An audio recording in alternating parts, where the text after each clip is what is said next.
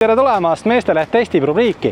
Meil on täna testimiseks siis Mini Countryman C, mille on andnud meile testimiseks Inkscape Motors. Aitäh neile selle eest. Inkscape'is saate siis antud autot ka proovida. Antud autol on 1,5 bensiinimootor, millele lisaks siis 12 kilovatine, umbes 12 kilovatine elektrimootor ja kokku arendab ta siis 280 Nm väänet. Selline huvitav stiiliauto. Mini on suureks kasvanud.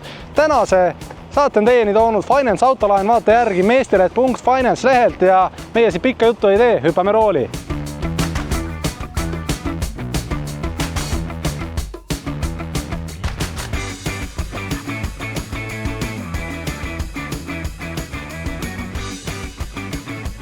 No nii, alustame sõitu ja esimene asi, mis tegelikult ka eelnevalt juba sai siin päris pikalt selle autoga tutvutud sõiduomadustega, et müra mõttes, rehvi müra kergelt on kuulda, aga mitte midagi väga hullu tegelikult ja võib-olla ainukene asi, mis silma torkas natuke suurematel kiirustel oli siis peeglite juurest tulev tuulesahin. Ma ei saa seda tuulemüraks nimetada, aga tuulesahin.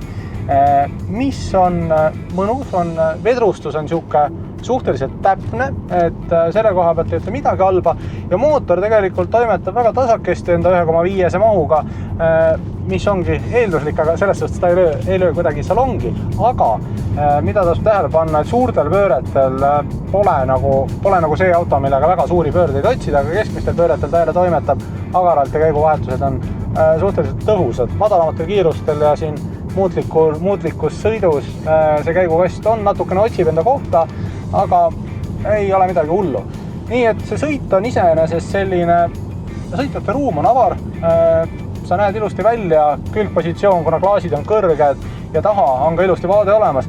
Nii et selles suhtes sõidu asend on nagu lihtne ja mugav ja võib-olla ainsa miinusena, mis praegu niimoodi sõidu puhul on see külgmine vasak uksepoolne käetugi jääb minu jaoks natukene kaugeks, aga kui olla näiteks lühemalt kasva naisterahvas, siis see käeasend ka siin külje peal on täiesti mugav, aga see eest keskel on käetugi ilusti reguleeritav. Nii, aga 3 huvitavat fakti ka siis selle Mini Countryman C kohta. Esiteks, tema 1,5 mootor pluss elektrimootor annavad siis kokku kütusekulu keskmise kuskil 6 ja 7 liitri vahele linnas, mis tegelikult seda auto suurust arvestades on normaalne ja siit ka kohe teine huvitav asi, kiirendus. 8 sekundit 0-100-ni tegelikult, mis ta nii-öelda tavamaailmas täna on siin elektriautode kõrval, ei tundu midagi erilist, aga samal ajal suurusklass ja see mootori maht ja see kütusekulu suhe, bensumootor, elekter koos ja 8 sekundit tegelikult täitsa okei.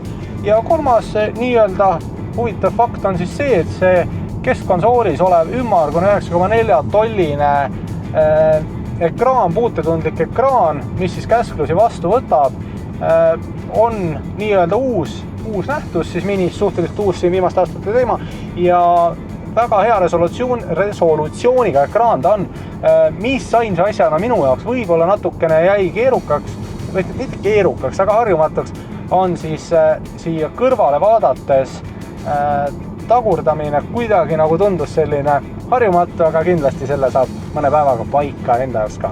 Ja oleme linnast välja saanud, uskuge või mitte, kiirus siin 7-80 vahel ja tegelikult sõit on täitsa tasane, täitsa ühtlane. Kirget tuule vihinat peeglite poolt on kuulda, rehvimüra ei ole häirivas koguses, võiks öelda, et isegi pole praktiliselt üldse kuulda ja see on tegelikult huvitav, sest tegu on 19 tolliste velgedega, nii et see ei ole üldsegi väike velg antud Minil, eks veljed ongi siin aastate jooksul kasvanud, aga jaa, see roolitunnetus, rool on siuke pehmemapoolne, aga mõnus ühtlane sõit, nii et ütleks, et tegelikult on ta isegi sõiduomadustelt natukene positiivselt üllatanud, aga ei ole ka kõikide nende minimudelitega siin läbi aastate olnud au proovisõitu teha. Nüüd pange tähele, see on see kõrgematel pööretel see mootori hääl, millest ma rääkisin ja huvitav on see, et see umbes sarnane vääne on saadaval siin ka natuke madalamalt, et tegelikult sa ei pea üldse nii palju seda gaasi andma ja auto liigub praktiliselt sama jõuga edasi ja hääl oluliselt vaiksem, nii et väike näpunäide lihtsalt, mis meelde jätta.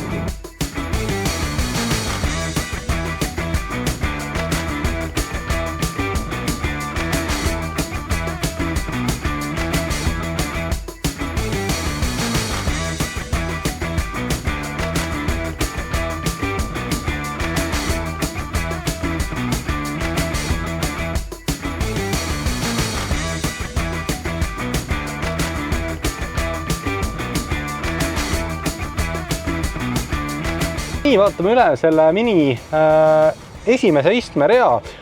No esimene asi kohe, mis siin silma torkab, siin torkab tegelikult hunnik asju silma, sest et siin on väga palju sihukest ebatavalist klassikalise tavalise sõiduauto või väiksema linnamaasturiga võrreldes. Sul on keskkonsoolis on siin sihuke väike ala, kust meil siis käivad käigud, auto sisse-välja lülitamine.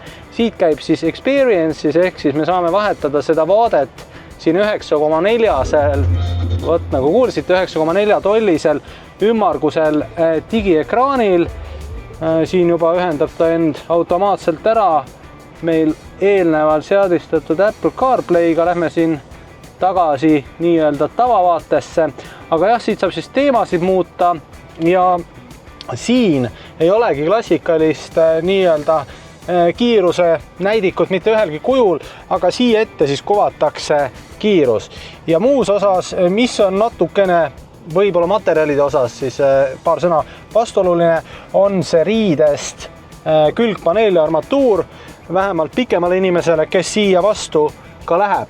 Et kui olla lühemat kasvu ja see nii-öelda käe kõrgus jääb siia ukse alumisse ossa, siis ta ebamugavust ei valmista, aga see on puhtalt maitse küsimus. Aga muus osas väljavaade avar ja see materjalide pool on selline natukene lihtsama koeline, samal ajal kui see digilahendus iseenesest on nagu professionaalne, et natukene vastuoluline, aga siuksele stiili autole ma arvan, et kohane küll. Ja tagaiste. Ütleks, et tegelikult see on täitsa ruumikas, võib-olla siit külje paneelist on ta peale natukene lähedal, aga muidu see panoraamkatuse kõrguse osa on pea suhtes täitsa hea ruumiga ja ma arvan, et kahele inimesele täiskasvanuna tegelikult mahub siia ära ja lapsi mahuks rohkemgi, ma arvan, mida ka paljudel juhtudel selles autos satub olema, et lapsi taha istmele pannakse. Muidu 2 laadimispesa, 2 õhuava, selline suhteliselt paks ja ma ütleks, et päris kvaliteetse tundega rullik torkas siin kohe silma. See materjal ja see, kuidas ta liigub, on nagu muud arvestades väga sihuke tugev ja hea. Aga muidu see keskkond on sihuke täiesti adekvaatne koht, kus inimesi, ma arvan, sõidutada ja ega ta ei peagi rohkemat olema. Aeg kokkuvõtteks. Alustame 3 asjaga, mis võib-olla niipea kantud auto juures ei meeldi. Esimene, ma arvan, et siin materjalide puhul võiks olla natukene kvaliteedile rohkem rõhku, sest tegu on sellise stiili ja niši autoga ja kui minna Vogue'i aasta auhindade jagamisele, siis ju võiks seal ukse peal ka nahk selle riidest materjali asemel olla. Teiseks, kõrgematel pööretel kiirendus, kui madalamatel pööretel kiirendus on sihuke, võiks öelda, et isegi kiirete käiguvahetustega sihuke natukene sportlik ja aktiivne, siis kõrgemal ei ole see jõud ja see hääl, võib-olla see, ta ei ole selleks mõeldud, aga alati saab seda paremini. Ja kolmandaks, võib-olla võiks olla natukene lihtsam, näiteks kas või nupud, kliima, sellised asjad võiks olla ekraanist eraldi kättesaadavad, et ütleme sõidu ajal saaks ka neid käsklusi anda, kui palavus näiteks nagu täna liiga teeb. 3 asja, mis jälle meeldivad auto juures. No esiteks ta on sellise stiili autode klassis, lõpuks üks auto, mis midagi mahutab ka. Et kui varem võib-olla sa ostidki endale Fiat 500 või Mini ja ta oligi ainult 2 inimesele mõeldud, siis täna on võimalik lapsed sellega ära vedada, nii et ma arvan, tegelikult ta oma kategoorias on asi, mis on vägagi kasutuskõlbulik ja enamgi veel. Teiseks, mulle isiklikult meeldib ka see sisedisain, et kui materjalid võib-olla ei meeldi, siis see disain on iseenesest cool, ei pea kõik autod olema samasugused ja vaheldus on rikkus, võib nii öelda. Ja 3. asi, Tegelikult hea kütusekulu ja see ruumikuse suhe, et 450 liitrit pagasiruum, ilusti 4 täiskasvanud saab ära vedada. Nii et miks mitte ja võtame kokku, kellele võiks see auto sobida siin selle hullumeelse palavusega. Ma arvan, et tegelikult igale sellisele ülistiilitundlikule inimesele ja võib-olla ka naisterahvad, kes näiteks tahavad enda lapsi kooli vedada disaini poolest, ma arvan, et mõne Bentley kõrvale sobib ta ka enda briti disaini keelega, nii et ma arvan, et on inimesi, kes leiavad selle auto enda jaoks olema sobivad. Me täname siinkohal Inchcape Motorsit, saate vaadata mini.ee, minna proovisõidule. Tänase saate on teieni toonud Finance autolaen kuni 30 000, finantseering vaadake järgi meesteleht.finance ja siit pole muud kui kohtume järgmises saates.